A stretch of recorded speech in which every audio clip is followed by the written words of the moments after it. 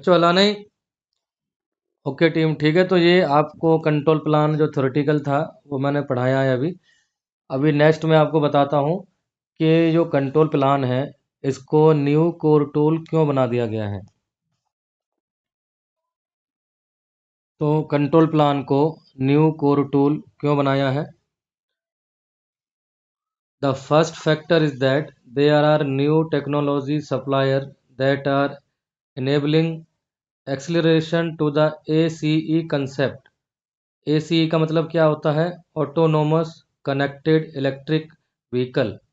के यहाँ पे वी नहीं है बट आपको आगे व्हीकल लगाना है। And many of those are not familiar with the APQP। As a result they may lack experience in automotive product quality planning fundamentals. तो आपको पता है कि ऑटोमोटिव की अगर हम बात करें, ऑटोमोटिव या ऑटोमोबाइल की, क्योंकि ये तो पुराना कंसेप्ट है। ऑटोमोटिव प्रोडक्ट जो निकल के आ रहे हैं, आपकी जो गाड़ियाँ बनती हैं, ठीक है, उनमें कोर टूल ऑलरेडी इम्प्लीमेंटेड है।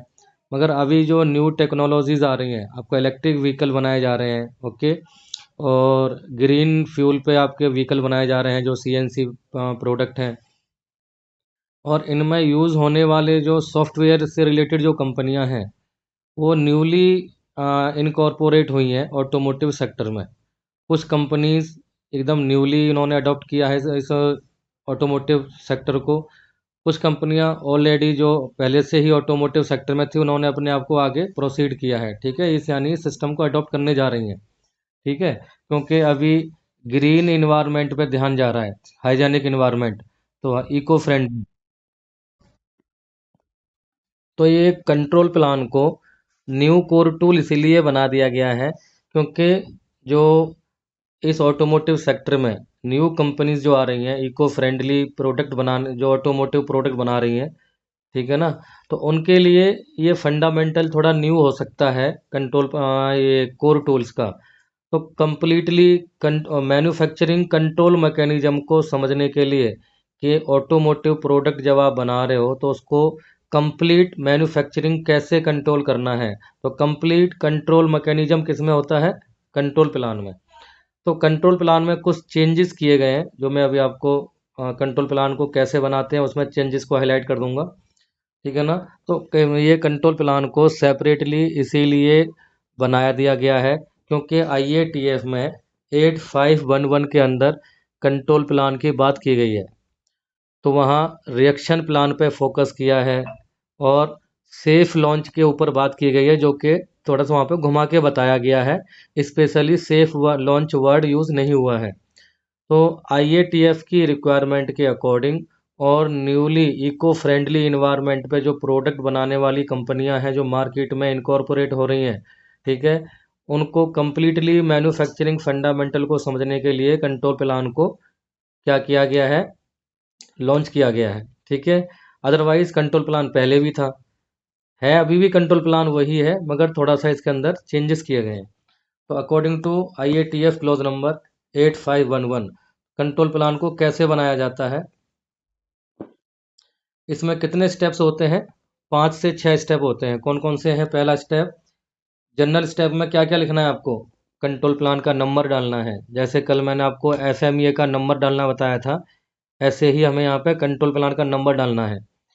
टाइटल तो आपको देना ही है कंट्रोल प्लान। नेक्स्ट है, सेकंड स्टेप है issue date and review date. तो जो कंट्रोल प्लान आपने बना करके जिस दिन इशू किया है वो डेट आएगी।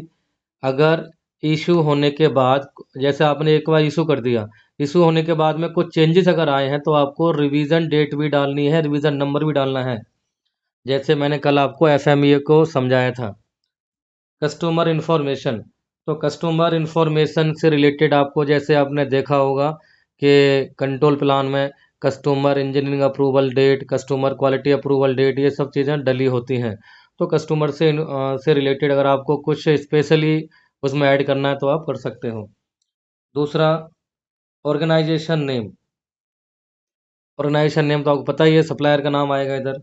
और कस्टमर इन्फॉर्मेशन से मतलब एक और भी चीज़ है जो कि आपको मैं अभी जब एक्सेल सीट में भरना बताऊंगा कंट्रोल प्लान को, वहाँ पे समझा दूंगा कि कस्टमर इन्फॉर्मेशन का मतलब क्या है। Part name and number, engineering change level, engineering change level बोले तो अगर इसमें कोई चेंजेस हुआ है तो ईसीएन नंबर डालना है इधर, अदरवाइज नहीं डालना। फेस कवर्ड, ठीक है। फेस कवर्ड क्या होता है? कंट्रोल प्लान कितने फेस पे बनता है? अभी मैंने आपको कितने फेस पढ़ाए जरा बताइए जगत।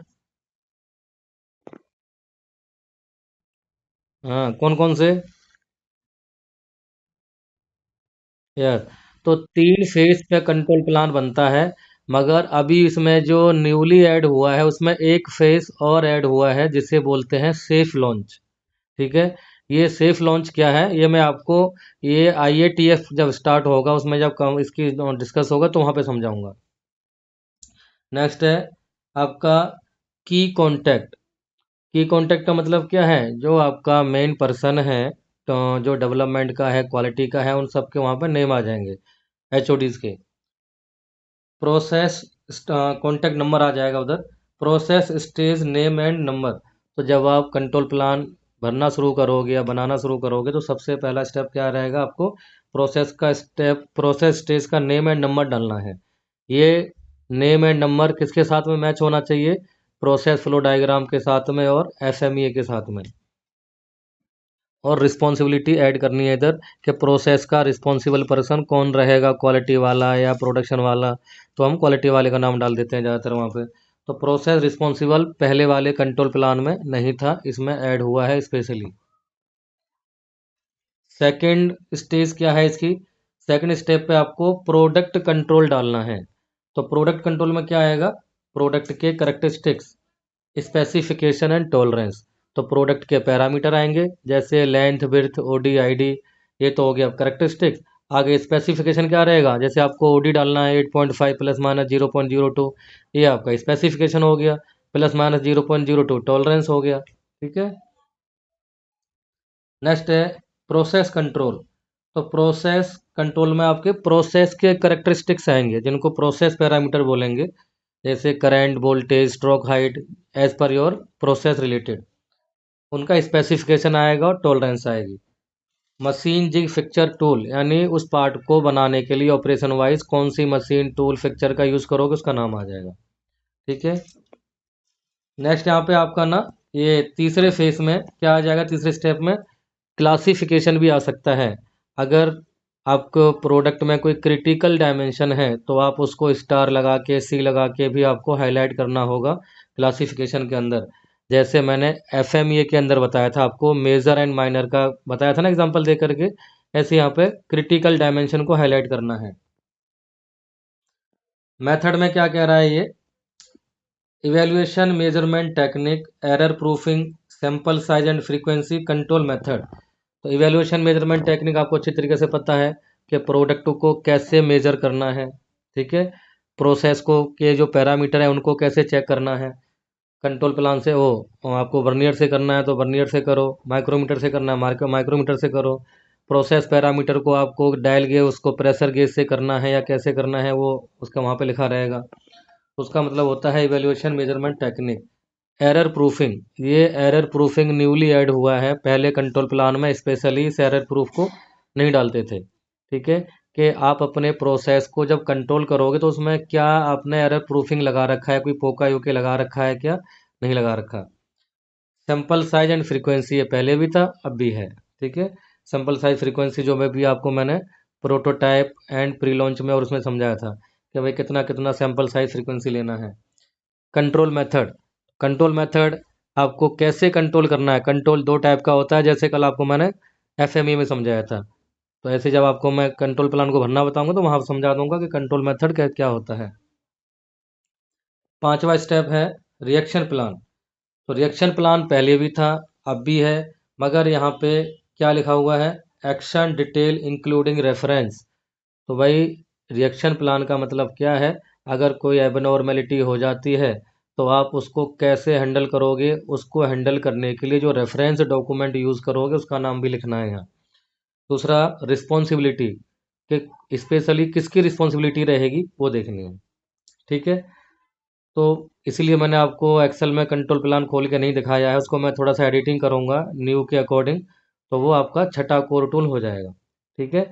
कंप्लीटली चेंजेस तो अभी उसमें नहीं हो पाएंगे क्योंकि जब तक उसका मार्केट में वो लॉन्च नहीं हो जाता है ठीक है।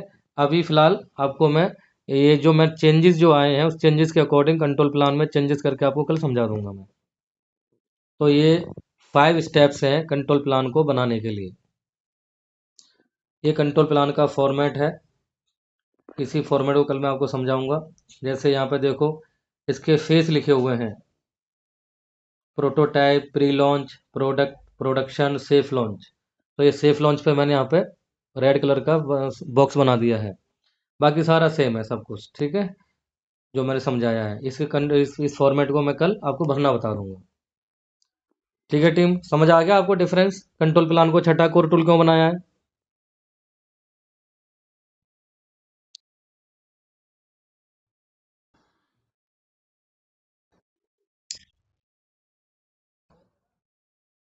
इसको इसको आपका क्लियर करेंगे हम आईएटीएफ में, चिंता ना करो। ठीक है, इस पे ज़्यादा बहस करना जरूरत भी नहीं है।